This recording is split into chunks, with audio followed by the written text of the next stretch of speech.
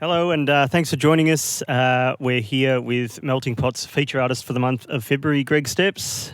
Thanks for having me. That's all right. Thanks for having us. You've lended your beautiful garden to the proceedings today. Yeah, it's an honour to let you into my garden. It's bountiful. Bountiful. Yes, Don Burke would be proud.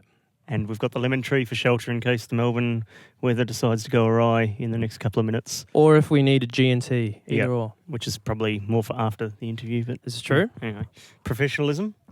Greg, you're a bit of an imported Melburnian. You came down from Brisbane originally. Was music part of what sparked that move for you? Yeah, definitely. I moved down. It's coming up to 4 years in March. Great. And I moved down with the purpose of being a musician. I'd never really done the solo folk thing before. Mm-hmm. I just played in indie rock and roll bands, I suppose. And Brisbane doesn't really have much, at least to my knowledge, not much of a folk scene. Right. Whereas I knew down in Melbourne, you had open mics and stuff like that, and plenty of like-minded individuals. So it just seemed like a good idea at the time.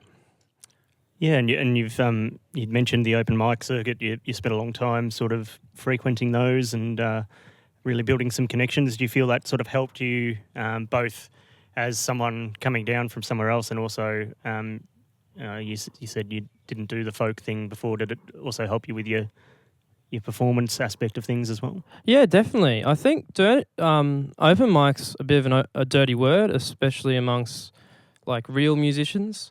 And they kind of look down on it. And, fair enough, everyone's been to an open mic and the quality is sometimes a bit questionable. But for I guess for artists like myself, it's been very important in my development. And pretty much everyone I know in Melbourne is purely through the open mic circuit or through a connection through that open mic circuit.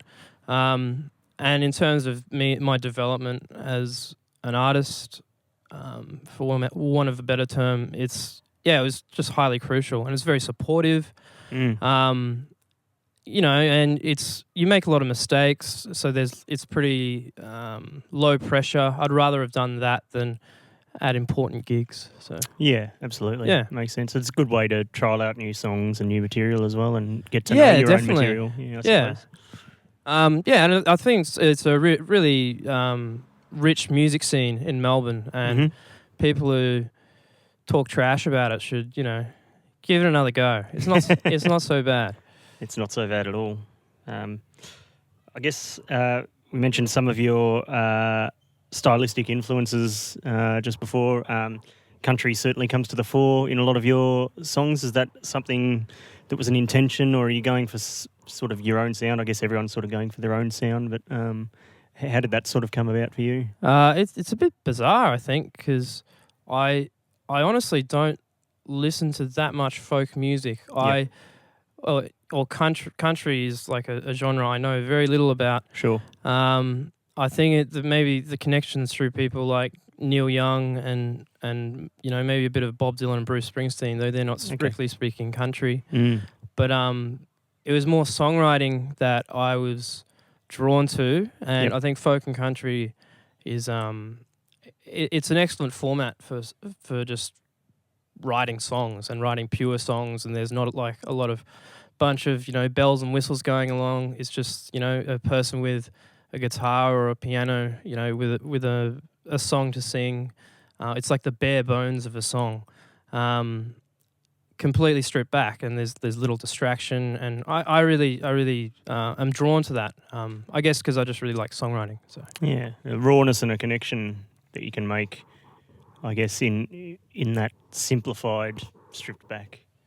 I don't know if it's necessarily about connection, although I definitely connection is good. I'm not going to argue against connection. Everyone should be connected, but it's more just about there's when you have a band, there's a lot of options to distract how bad a song could be. You have a pop song and then you got a synthesizer in the background that's doing something cool, and then you're like, oh, maybe this song's not so bad.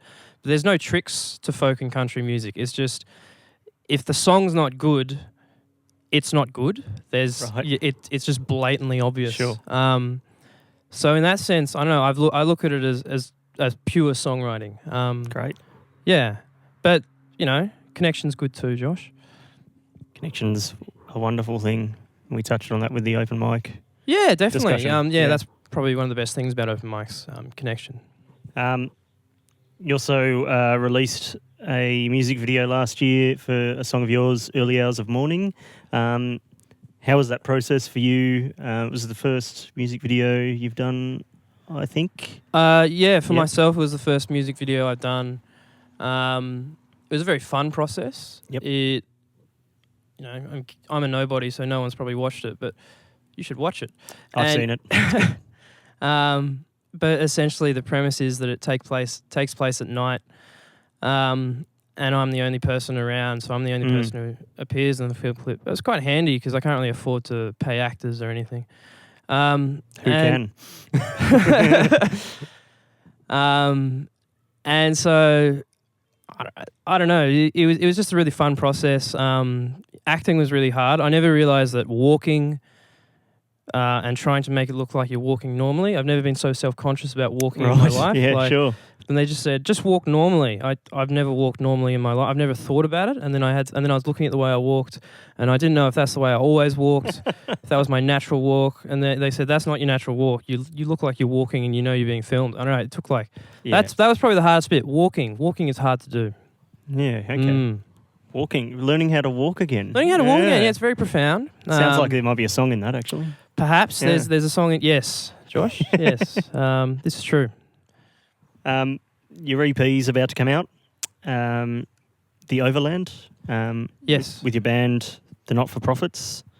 Yeah, they are very lovely. 24th of Feb at the Wesley Anne. Really looking forward to it. Hopefully we can get lots of bums on seats. Mm-hmm. It's been a long time in the making. I Sure. suppose I wrote these songs over the last few years, and just for one reason or another, it hasn't been until recently that I've kind of got myself together, and got to a point. I think in the last 12 months, the band have been really supportive. I'm not in a position where I can, pay people like the acting thing. Yeah. So they're doing it out of the goodness of their own heart, and they're all really good players.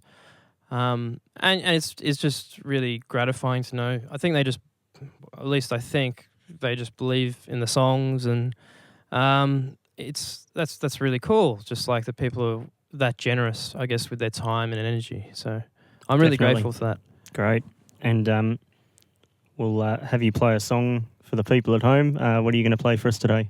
The song is called Trying to Wake the Dead. It's track 1 on the Overland. Oh, here it is right now.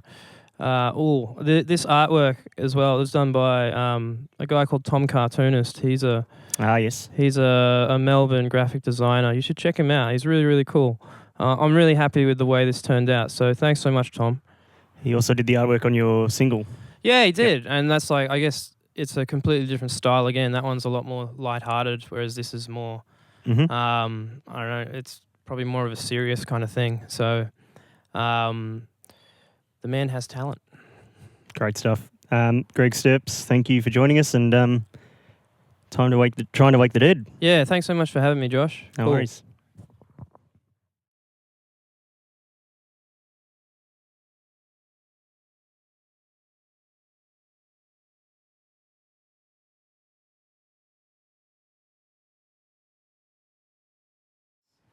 Hello. Hello, I looked at the camera. Oh, I wasn't meant to do that. Are we going to start again now?